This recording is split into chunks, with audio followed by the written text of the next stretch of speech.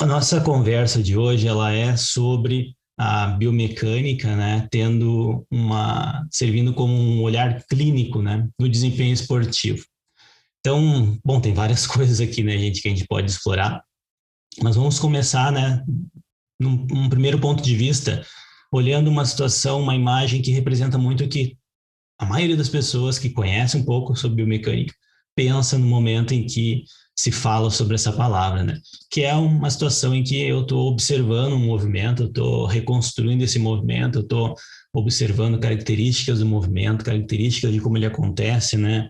Geralmente com uma representação bastante tecnológica, né, de alguma coisa com câmeras 3D, sistemas de força, análise de atividade muscular, e claro, é verdade, entendeu? Eu não vou negar, a biomecânica tem muito disso e eu vou mostrar um pouco disso hoje. Mas nós também temos que pensar qual que é o contexto do desempenho esportivo aqui, né? Então, o que eu quero ver do desempenho esportivo? Será que é exatamente o que a biomecânica está me mostrando quando eu faço uma análise cheia de equipamentos, onde parece que muitas vezes a tecnologia tem um papel mais importante do que, de fato, a questão técnica? Eu acho que isso serve para outras áreas também, não é só a biomecânica que tem um vínculo bastante forte com a tecnologia. Quando a gente olha o desempenho esportivo, na minha opinião, a gente tem dois focos principais, né? Um deles é que o sujeito consiga desempenhar aquela atividade com o menor risco possível de se machucar, né? Então, porque com isso ele vai conseguir se manter ativo, né? Eu acho que a gente trabalha com diferentes níveis de esportistas, né? E vocês vão concordar comigo que a maioria deles, o objetivo é que ele se mantenha ativo, né? Depois, nós temos também um outro foco, né, que é fazer com que ele se mantendo ativo, eu consiga melhorar aquele rendimento. Então, eu quero aprimorar o rendimento para que ele tenha melhores resultados. E aí que entra essa questão desse olhar clínico, né? Então, quando a gente fala no dia a dia olhar clínico, né, a gente não está pensando no médico olhando. Quando a gente diz assim, ele tem um olhar clínico, a gente não está pensando no médico olhando. Isso aqui é uma situação em que quer dizer que ele está olhando com mais detalhes, né? Ele está olhando com mais atenção. Ele está olhando, talvez, conhecendo um pouco mais sobre aquele assunto.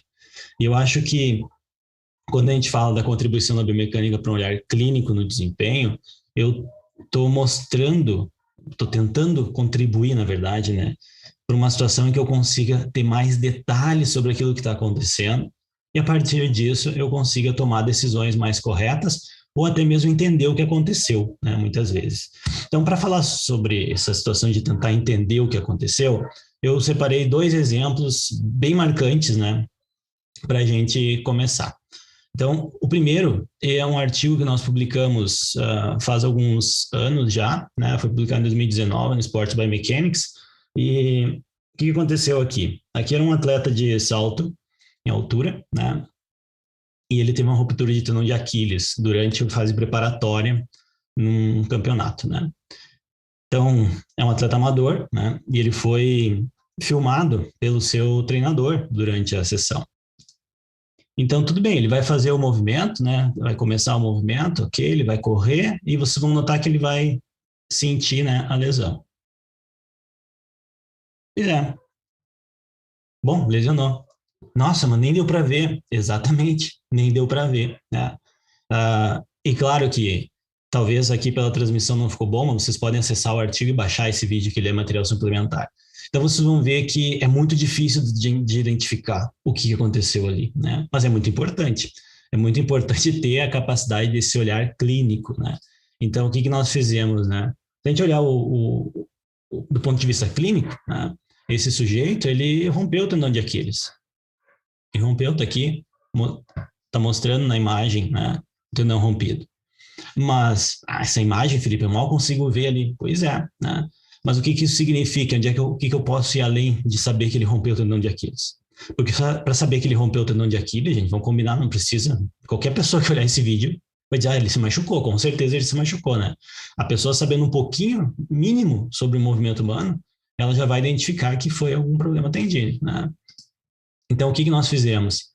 nós mapeamos esse movimento. Nós usamos esse vídeo para identificar em qual fase do movimento a ruptura aconteceu e qual que era a posição do corpo naquele movimento e qual que é a repercussão dessa posição do corpo sobre a sobrecarga que esse tendão estava recebendo.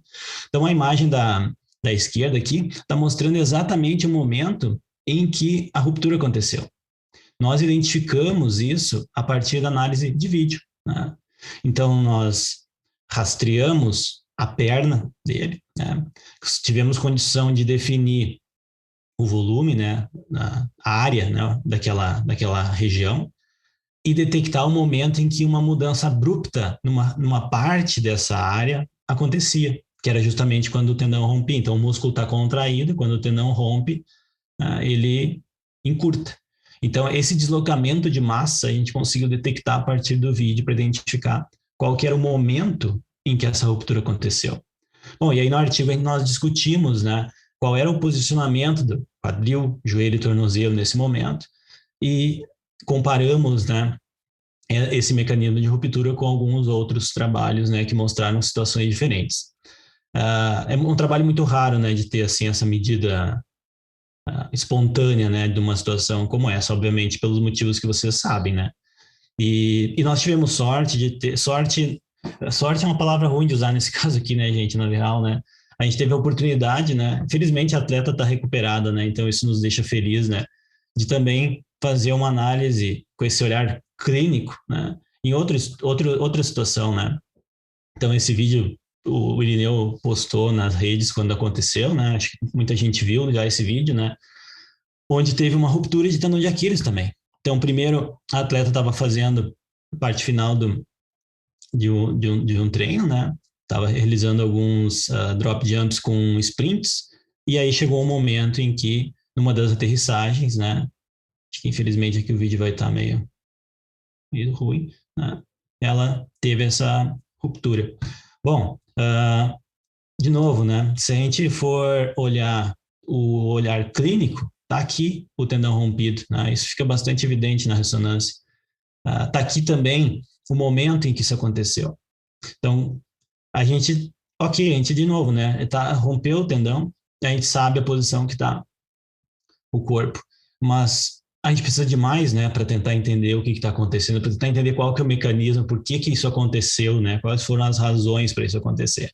Então, de novo, nós quantificamos variáveis. E eu acho que aqui entra um ponto, né, bastante importante quando a gente está nesse contexto do olhar clínico, que é de tu ter dados, informações, né? Então, aqui, de novo, o que nós fizemos? Nós, de novo, mapeamos aquela região, né? Aplicamos algumas técnicas de processamento de imagem para determinar quando que havia uma mudança repentina naquela área que podia nos ajudar a identificar o exato instante, né, o exato quadro da filmagem onde aconteceu a ruptura. E a partir disso a gente poderia discutir, estimar um pouco alguns possíveis mecanismos e fatores associados a essa ruptura em função da postura da pessoa na execução e sabendo também, né, as demandas mecânicas que esse tipo de movimento gera sobre todo o membro inferior com base na literatura, né.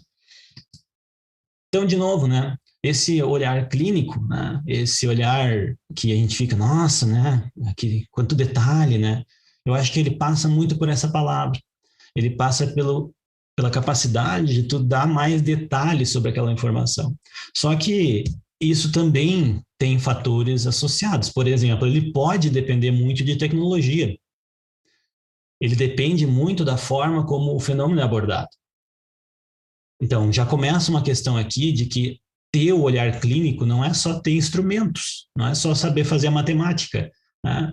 É preciso conhecer um pouco, é preciso saber o que eu olho, como eu olho. Eu nem vou colocar aqui o porquê eu olho, né? Também. Então, a biomecânica tem uma característica de conseguir contribuir muito para esse olhar clínico por fatores como esse, né? E eu costumo sempre falar para os meus alunos e também nas palestras, quando eu tenho oportunidade, como aqui, que o avaliar é um ato científico, né? Ou seja, eu tenho que construir a minha avaliação num contexto em que como se eu estivesse investigando alguma coisa. não é só quantificar alguma coisa, não é ir lá fazer uma pesquisa e saber, então tá, eu encontrei que 50% gostam de tal coisa. Eu tenho que fazer alguma coisa com aquilo, né? Então, quando a gente vai construir um conhecimento, né, eu preciso me basear nas evidências, né? Eu preciso saber o que de fato funciona para tomar minha decisão. E isso também acontece no esporte, isso também acontece na biomecânica, isso também acontece na fisiologia. Então, o primeiro ponto, né, para a gente fazer para a gente ter, né, desculpa, para a gente ter esse olhar clínico, é eu ter um problema para me olhar. Então, eu preciso identificar esse problema. A partir disso, eu preciso construir uma hipótese para aquela minha avaliação. Então, o que eu acho que vai acontecer, né? E aí, depois disso, eu vou testar ela. Só quando eu vou testar a hipótese que eu estou medindo alguma coisa de fato. Então, reparem que até eu medir, eu preciso conhecer muita coisa, né? E ainda depois, a parte talvez mais importante, né? Que eu vou ter uma tomada de decisão. Então, para mim identificar o problema, pensando em aplicações da biomecânica, dentro do desempenho esportivo, muitas vezes eu vou olhar o que já se sabe sobre aqueles esportes. Então, por isso que a divulgação científica é muito importante, né? De ter os artigos que trazem as informações para que eu conheça aquela situação. Para que eu saiba, por exemplo, que lesões de LCA são prevalentes numa determinada faixa etária, tá? Que as lesões no futebol estão muito associadas à sobrecarga repetida e de estresse mecânico, que existem lesões que na corrida são as predominantes, são as mais encontradas, né? E que elas estão sim associadas não só com questões mecânicas, mas também questões fisiológicas e até mesmo de outros sistemas, né? Tem muitos estudos recentes mostrando questões relacionadas a isso. E aí eu vou para o laboratório testar com base no que eu imagino que possa acontecer para mim tentar chegar àquele resultado que possa me ajudar a tomar uma decisão, né? Então, aqui que entra o olhar clínico, ou seja, o olhar clínico nada mais é, na minha opinião, né, de eu olhar com mais detalhes e com mais conhecimento sobre aquele fenômeno. No caso aqui, o desempenho de saltos, os padrões de força e pressão durante a caminhada e corrida, as características de lesão por estresse, a característica de técnica de movimento, né, as fraturas mais frequentes. Eu tenho que conhecer. É muito difícil eu conseguir trazer uma coisa boa sobre um assunto se eu não conhecer um mínimo daquilo, né? E aí, com as hipóteses construídas, de entendendo que para aquela lesão de LCA mais prevalente pode estar associada a questões de cinemática, questões de assimetria de força, mais comum em mulheres, né? Para aquela questão do futebol, de que a lesão por estresse mais comum no pé é no quinto metatarso, isso tem a ver com os padrões de movimento durante as execuções das ações de futebol, né? Que as lesões de estresse na corrida, desculpa, geralmente são por estresse repetido, né? E muitas vezes são fatores associados à fraqueza muscular, à assimetria de força, a impacto. Tendo tudo isso na minha cabeça, sabendo isso, eu vou aí sim partir para o teste da minha hipótese. E aí o teste da hipótese é onde a mágica acontece, né? Nos laboratórios, muitas vezes. Aqui as imagens mostram, né, para quem não conhece a nossa universidade, Federal do Pampa, aqui é o nosso laboratório, né? Então nós temos as facilidades aí comuns de biomecânica, né? Para sistemática, cinética, eletromiografia, ultrassonografia, medidas de força, enfim. Né? Trabalhamos muito com termografia em parceria com um grupo espanhol, né? O professor José Inácio Peu Quesada. E aqui tem aquela portinha que vocês estão vendo lá, essa sala aqui, que é a nossa sala de escritório, né, no laboratório. Então, a gente tem um espaço muito privilegiado na universidade e a gente tem tentado aí devolver, né, não só para a universidade, mas para a comunidade também, a altura aí do investimento que vem sendo feito. E mesmo fora do laboratório, o laboratório é muito bonito, talvez alguns estejam assistindo e dizem, Felipe, mas isso é só na universidade. Gente, laboratório de pesquisa com tecnologia mais avançada, em qualquer lugar do mundo é mais presente nas universidades. Não é só no Brasil, né? Tem aquela falsa ideia de que, porque no Brasil... Não, gente, vocês acham o quê? Vocês acham que em toda esquina de clínica do Canadá, Estados Unidos, França, Europa tem sistema de cinemetria 3D e plataforma de força? Óbvio que não. Óbvio que não. E talvez até porque nem precise, tá? A gente precisa ter lugares que geram conhecimento de altíssima qualidade e esse conhecimento pode ser aplicado. E é a universidade que faz isso. Mas não quer dizer que é só dentro da universidade que isso acontece. Fora do laboratório, o olhar clínico, né, esse olhar clínico do desempenho também é muito necessário, mas muito necessário. E eu acredito que muitos que estão assistindo aqui trabalham nesse contexto e vivenciam isso no dia a dia. Tá? A gente poderia destacar aqui no Brasil alguns esportes que a biomecânica tem participação bastante importante. A natação talvez seja o que há mais tempo, né? A biomecânica está presente, mas hoje em dia, futebol, atletismo, se nós pegarmos ali o núcleo de alto rendimento de São Paulo, o professor Loturco, também tem muita coisa de biomecânica sendo feita. Então, mesmo fora da universidade. E tem ferramentas para isso? Tem, né? Mas cuidado, né, cara? Porque assim, o olhar clínico, fazendo um paralelo com a clínica médica, por exemplo, depende também de alguns instrumentos que te deem precisão e qualidade de informação. E aqui também, eu tenho que saber escolher. Tem momentos em que talvez um aplicativo de celular simples e tal pode me dar uma informação válida. O diferencial é de saber até quando. Tem momentos em que um software como o Kinovea pode ser muito prático e muito utilizado, e esse software é muito conhecido, né?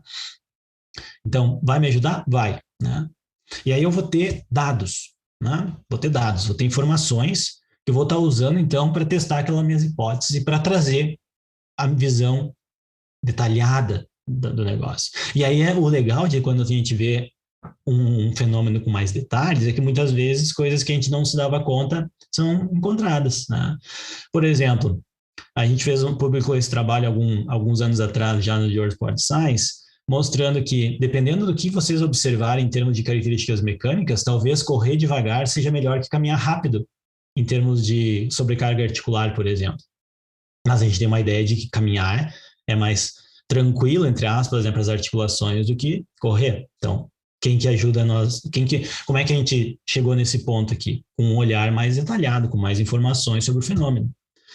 A gente pode também entender que quando eu analiso as características cinemáticas dos saltos, por exemplo, identifico questões como o valo dinâmico, assimetria de ângulos entre perna direita e esquerda, maior risco de lesão para mulheres do que para homens em tarefas de salto. E tarefas de salto são muito importantes de se avaliar porque elas envolvem, primeiro, várias articulações, muitos músculos. Então, o movimento de saltar e aterrissar, ele faz parte de muitos esportes. Então, ele tem uma capacidade, nos dá muita informação, né, para a nossa prática de treinamento físico, por exemplo, até mesmo a reabilitação, né? E aí a gente começa a ver que essas características que devemos aprimorar, né, melhorar para a questão da lesão, elas muitas vezes podem estar sendo manipuladas, podem estar sendo alteradas com questões simples. Claro, pessoal, aqui eu estou trazendo esse estudo muito mais para atiçar a curiosidade de vocês, né? Porque a evidência ainda ela é muito fraca, né? Nós publicamos esse trabalho em 2017 no Journal of Strength Conditioning Research, mostrando que aquelas roupas compressivas, né, que ajudam no salto vertical, por exemplo, né, que tem vários trabalhos com jogadores de basquete, saltadores, né, principalmente no Canadá e Estados Unidos tem alguns trabalhos sobre isso, que tem um efeito em movimento sobre o plano sagital, né? Eu não vou entrar aqui por questões de tempo nos mecanismos, né? Mas, enfim, nós vimos que ela também tem um efeito sobre o plano frontal. Ela pode ajudar a diminuir essa oscilação angular, essa amplitude de movimento que o quadril pode ter no plano frontal. E é um resultado bem interessante, porque essa é uma característica de movimento que está muito associada a um fator de risco de lesão. E uma lesão de LCA, por exemplo, é uma lesão que pode ter um impacto desastroso, né, sobre a vida profissional de um atleta, né, ou até mesmo um atleta amador. Outra questão que o olhar clínico ajuda também, né? Lembra, olhar clínico no sentido de mais detalhes, né? Ajuda muito a entender e observar é que as assimetrias de força, por exemplo, que é um tema que eu estudo há muitos anos e gosto muito desse tema, acho que tem muita coisa para ser investigada ainda.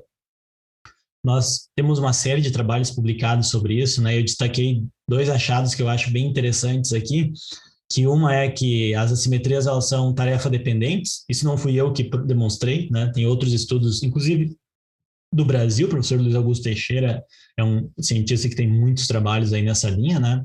Ela é a específica tarefa, então não quer dizer que o corredor assimétrico vai pedalar de maneira assimétrica e vice-versa, por exemplo, né?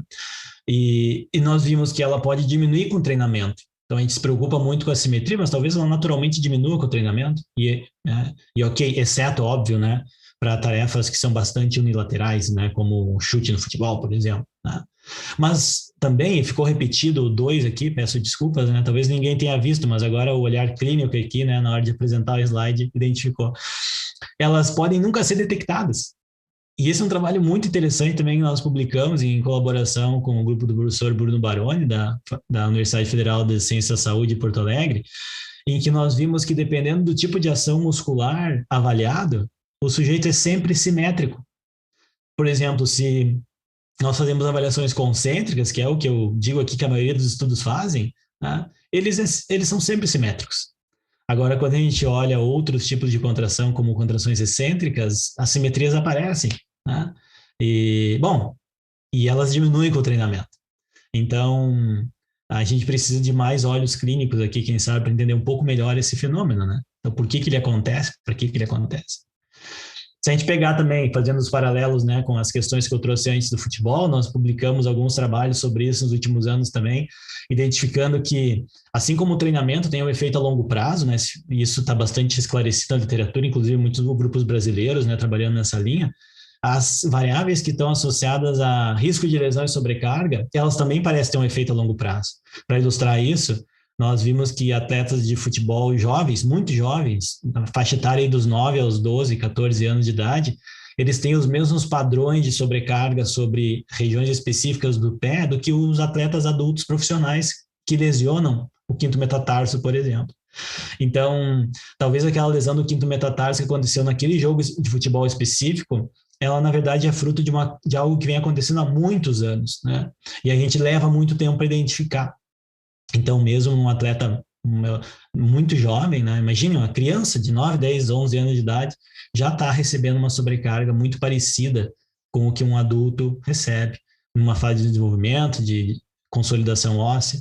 Então, é óbvio que pode existir um efeito e nós precisamos conhecer mais sobre isso, nós precisamos ter mais detalhes sobre isso, nós precisamos olhar isso com mais atenção, com um olho clínico, né? E esse olhar, ele depende de aspectos que vão nos ajudar a tomar decisão. Então, quando a gente vai tomar uma decisão, eu vou precisar de vários olhos clínicos ao mesmo tempo, né? Então, acho que é como tudo, né? A diversidade, ela contribui para o sucesso, né? Seja do seu grupo de pesquisa, seja da sua instituição, seja do seu evento, seja do que for. Ambientes diversos são mais produtivos, né? E ambientes diversos também abrem mais possibilidades de conclusões mais amplas, né? Então, quando eu vou tomar a decisão com base em dados, que é o que a gente precisa fazer, tomar decisão com base em evidência, né?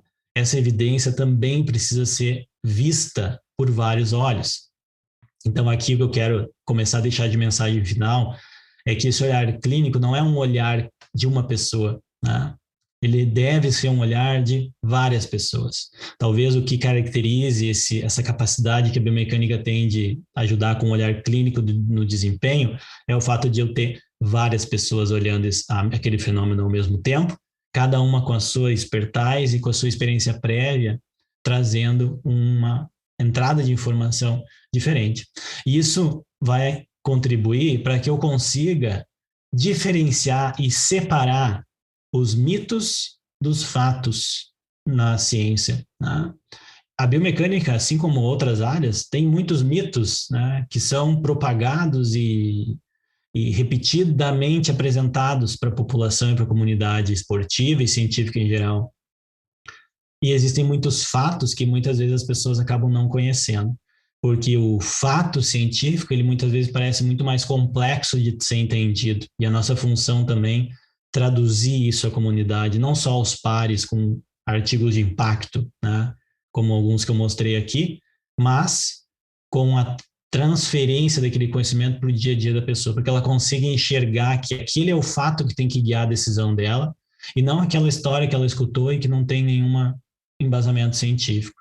Então, A biomecânica contribui para um olhar clínico no desempenho esportivo? Eu diria que com certeza. A biomecânica em si vai contribuir. Agora, quem vai fazer esse olhar clínico acontecer, quem vai usar essa informação, não é a biomecânica, são as pessoas. São os atletas, os treinadores, fisioterapeutas, fisiologistas, biomecânicos, etc. Né? São essas pessoas que vão olhar.